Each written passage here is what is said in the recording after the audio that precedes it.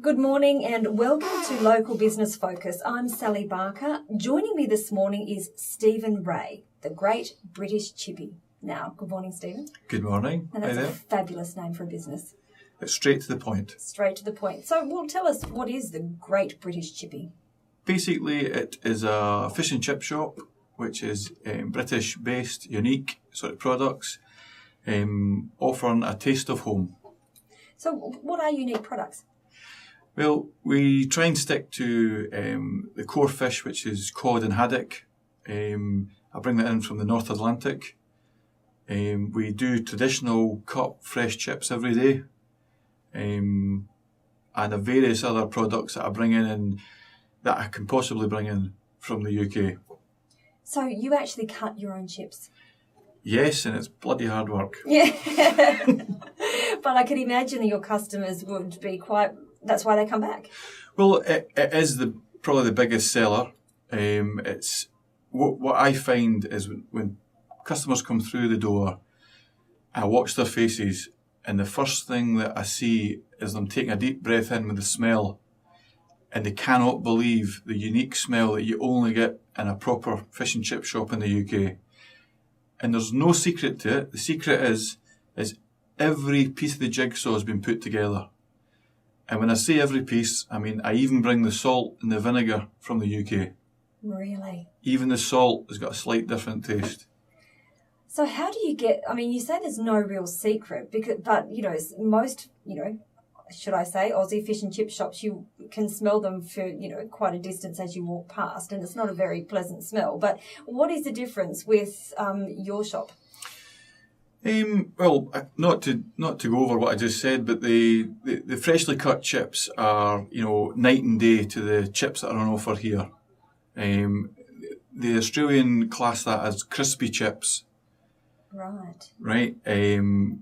We have started to offer that because we do have a lot of Australians coming into our shop who can't really get their head round our freshly cut chips, which are more potato based.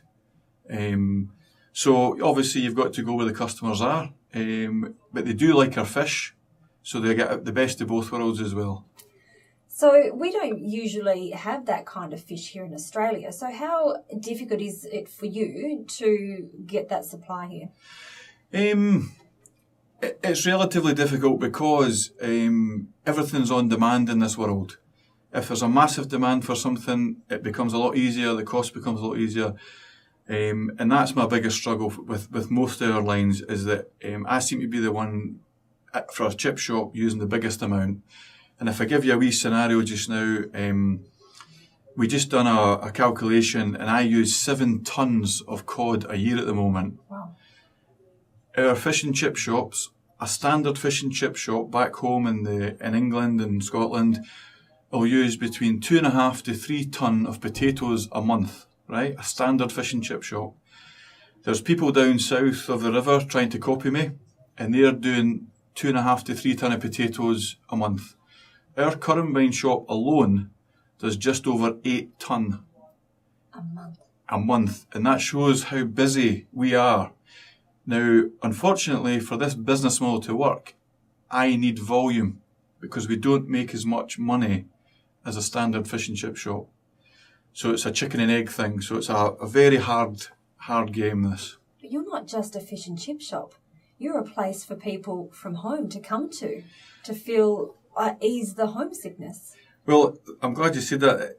It's been very interesting and very surprising that, I speak to all the customers as much as possible, and I'm always amazed when they're literally just off the plane.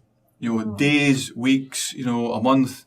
And somehow they find their way to our shop, and obviously it's the uniqueness, the product that they've found out.